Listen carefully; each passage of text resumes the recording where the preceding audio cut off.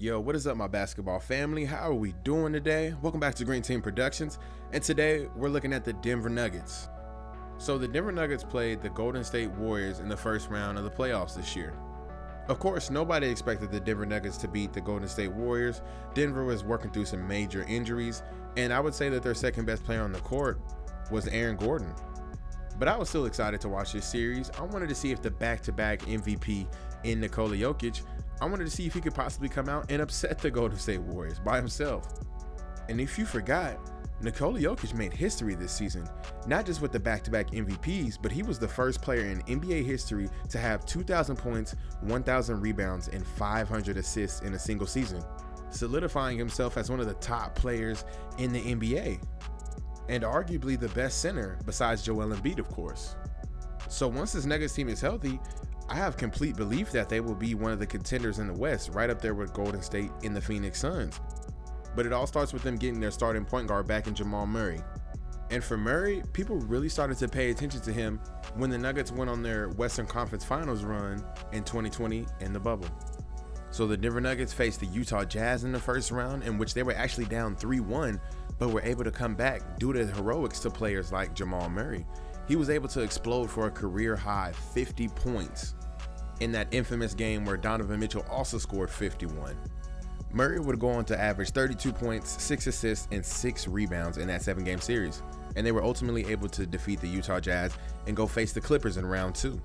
And the Denver Nuggets were able to make history because they came back from another 3-1 deficit.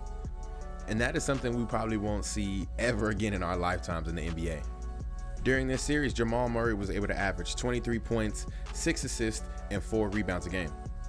Now, those numbers aren't jumping off the stat sheet, but it was really his closeout Game 7 performance that really took it over the top. He was able to drop in 40 points, which was almost double what Paul George and Kawhi Leonard had combined. They only scored 24 points that game total. They would then go on to play the Los Angeles Lakers, where they lost to them in 6 games.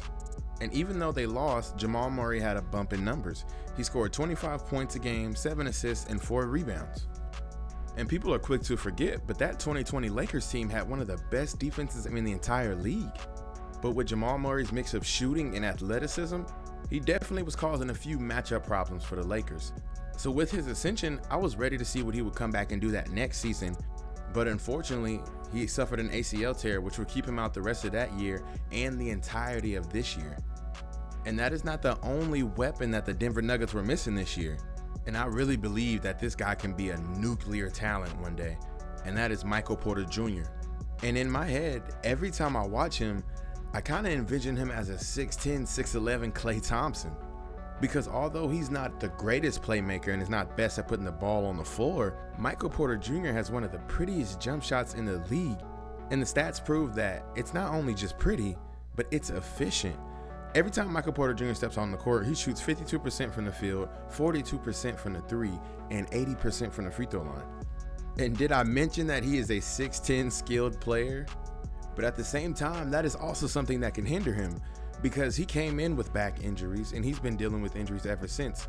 He has only played in 125 games in a total of 3 seasons, and there is 82 games in each season. But I'm telling you, this guy has a very high ceiling. If he can put it all together and have a relatively healthy season, I believe that he, Jokic, and Jamal Murray would create a fantastic core.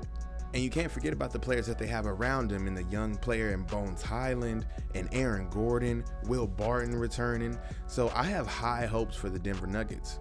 But this channel is not about my opinion, it is about yours. So let me know what you guys think down in the comments. Let me know if you like this video. Hit that thumbs up if you did. Subscribe for more basketball content. I want you guys to have a great day, and peace.